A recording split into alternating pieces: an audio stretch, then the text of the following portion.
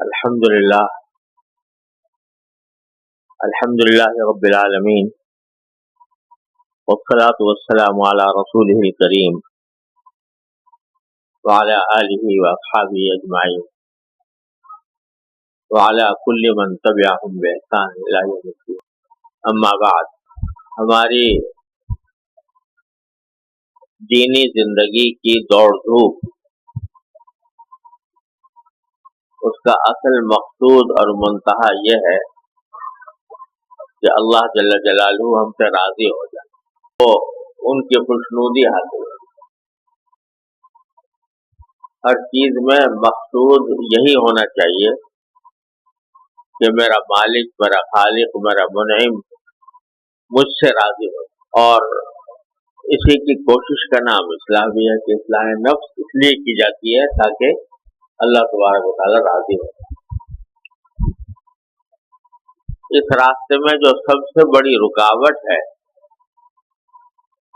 اللہ جل جلالہ تک پہنچنے میں، اللہ جل جلالہ کی رضا حاصل کرنے میں اور اس کی رضا کے مطابق زندگی گزارنے میں، سب سے بڑی رکاوٹ وہ انسان کا نفس ہے،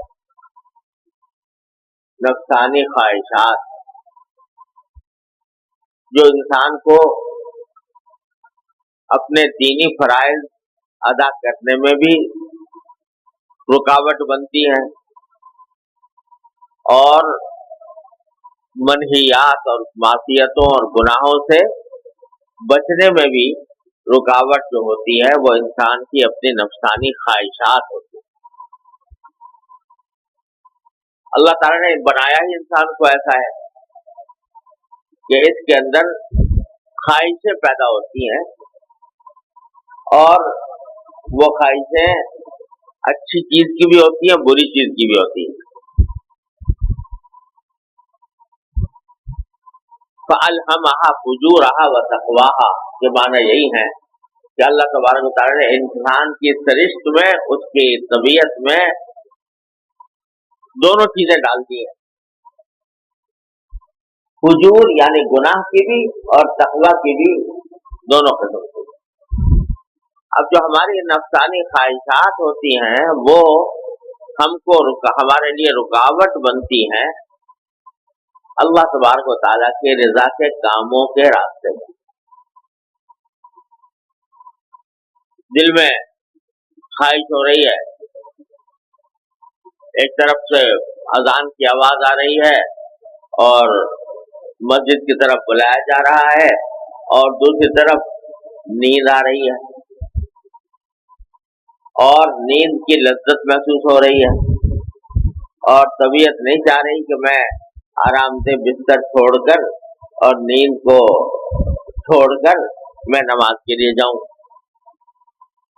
اب یہ نفسانی خواہش ہے جو روک رہی ہے.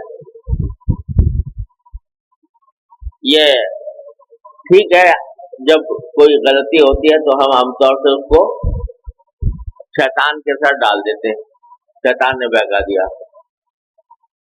تو ہمیشہ شیطانی کے بہکانے سے آدمی غلطی کی طرف نہیں جاتا. ایک بہت بڑا شیطان انسان کے دل میں بیٹھا ہوا ہے اور وہ نفسانی خواہشات. فعل بد تو خود کرے لعنت کرے شیطان پر، کسی نے کہا ہے فعل بد تو خود کرے لعنت کرے شیطان پر. قرآن کریم میں ہے کہ جب شیطان سے یہ کہا جائے گا، وہاں جا کے لوگ لعنت برآمد کریں گے شیطان کو کہ تم نے ہمیں گمراہ کیا، تم نے ہمیں غلط راستے پر ڈالا، تمہاری وجہ سے آج ہم جہنم میں جا رہے ہیں.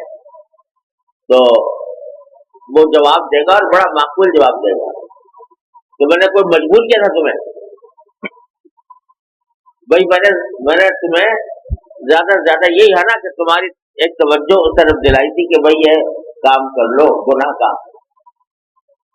مجبور تو نہیں کیا تھا میں نے کہ میں نے تمہیں زبردستی کر کے تم سے گناہ کرایا ہو. قرآن سے کریم ہے کہ وہ جواب یہ دے گا اور بڑا معقول جواب ہوگا. وہ اس کا کام تو بہکانا ہی ہے نا. بہکانے کا معنی کیا ہے؟ کہا کہ بھائی یہ گناہ کر لو، ارے یار بڑا اچھا موقع، کر لے یہ گناہ کر لے. मगर करेगा तो खुद ही उसने जबरदस्ती तुम्हारा गर्दन पकड़ के गुनाह में नहीं डाल दिया उसको। अगर जबरदस्ती होती तो अल्लाह में उसके ऊपर गुनाह भी न देते।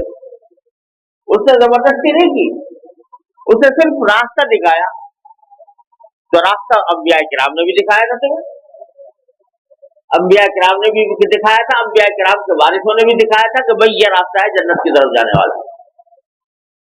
अब तुमने क्या किया, तुमने अपनी नफ्सानी ख्वाहिशात के मुताबिक शैतान की बात मान ली और अंबिया किराम की बात छोड़ दी। तो इस वास्ते मजबूरी उसने नहीं की, शैतान मजबूर नहीं करता किसी को गलत काम के ऊपर। मजबूर अगर करता है, जो गलत काम में डालता है, वो इंसान का अपना नफ्स होता है। इसलिए कुरान करीम में वो कहेगा शैतान ये कहेगा कि फला तलूमुनी वलूमू अनफुसकुम, मुझे मलामत ना करो कि मैंने तुम्हें जबरदस्ती कर दी तुम्हारे ऊपर। वलूमू अनफुसकुम, खुद अपनी आप पर मलामत करो कि मैंने तो एक तुम्हें तजवीज ही दी थी, वो बेचारा तजवीज ही देता है कि ये काम कर लो, मजा आएगा तुम्हें इसमें, वो ये तजवीज देता है, जबरदस्ती नहीं करता। आप उसका इस्तेमाल करके और उसको चूम चाट कर उसके तजवीज पर अमल क्यों करते हो? इस वास्ते कि तुम्हारे नफ्सानी ख्वाहिश के मुताबिक बात कर रहा होता है वो, इस वास्ते तुम उसकी बात मान लेते हो और आगे झुक जाते हो और कर गुजरते हो। तो शैतान तो बेशक अल्लाह ताला ने एक आजमाइश पैदा की है, और आजमाइश पैदा की है इंसान के लिए, लेकिन आजमाइश है वो कोई जबरदस्ती करने वाला नहीं है कि जिसके नतीजे में तुम जबरदस्ती करके किसी गुनाह के अंदर मुब्तला हो जाओ या किसी अपने वाजिब को छोड़ दो। ये तो तुम्हारा नफ्स है जो उस तरफ लेके जाता है। लिहाजा शैतान से ज्यादा खतरनाक चीज जो है वो नफ्स है। शैतान इतनी खतरनाक नहीं है। वो शैतान जो है कुरान करीम में इन्ना कैद शैतान काना ज़ईफ़ा, शैतान का जो मकर है वो बहुत कमजोर है। वो कोई ऐसा नहीं है कि तुम्हें जबरदस्ती करा ले तुमसे कोई, उसका बस रास्ता दिखाएगा तुम्हें और ललचाएगा, लालच देगा। बोला उमन्नियन्नकुम बोला अमुरन्नकुम, यही करेगा ना कि भाई तुम्हें एक तो आरज़ुएं बताएगा कि तो ये करोगे तो बड़ा मजा आएगा, कर लो, और लअमुरन्नकुम, और मैं तुमको ताकीद भी करूंगा जरूर करो ये काम, लेकिन मजबूर कोई नहीं करता। अब जो करते हो वो अपनी नफ्सानी ख्वाहिशात की बुनियाद पर करते हो। तो बाद औक़ात ये किसी के दिल में ख्याल आता है कि भाई अल्लाह मियां ने शैतान पैदा ही क्यों कर दिया खामखा, ये हमें परेशान करता है, हमें गलत रास्ते पर डालता है और हमसे गुनाह करवा लेता है। अल्लाह मियां ने क्यों पैदा किया शैतान? ये बाद औक़ात ये फजूल बात दिल में लोगों के आने लगती है। तो भाई अल्लाह तबारक व तआला ने दुनिया में भेजा ही क्यों? भेजा तो इसीलिए, और फरिश्तों से बढ़कर तुम्हें जिम्मेदारी दे दी। वो क्यों? इस वास्ते कि तुम्हें आजमाना था, तुम्हारा इम्तिहान करना था। तो इम्तिहान करने के लिए एक मखलूक पैदा कर दी। और आप कहो कि जी शैतान ने तो हमें हलाकत को मुब्तला कर दिया, बर्बाद कर दिया। तुमने भी तो शैतान को बर्बाद किया। हज़रत आदम अलैहिस्सलाम को पैदा करके अल्लाह मियां ने उनसे कहा सजदा करो, वो सजदा करने से मुनकिर हो गया। तो उसके लिए भी तो इंसान को आजमाया। मैंने किसी जमाने में एक शेर कहा था कि इब्लीस है हमारे लिए इम्तिहान तो क्या, इब्लीस है मेरे लिए एक इम्तिहान तो क्या।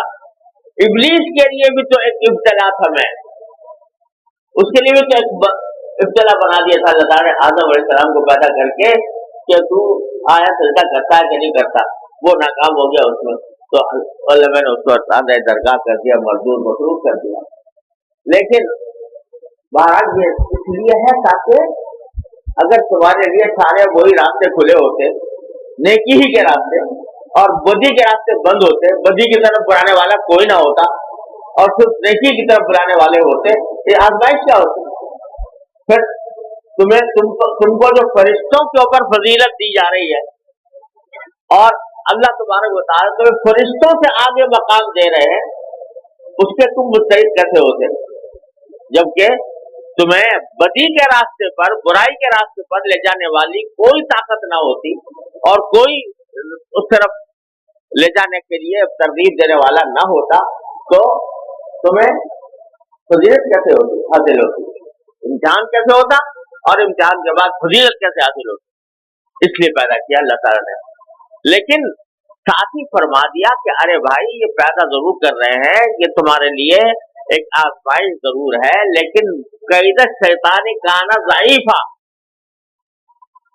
اس کا مگر جو ہے کمزور ہے. جو آگے اس کے ڈٹ جائے تو یہ اس کے آگے ہتھیار بھی ڈال دیتا ہے.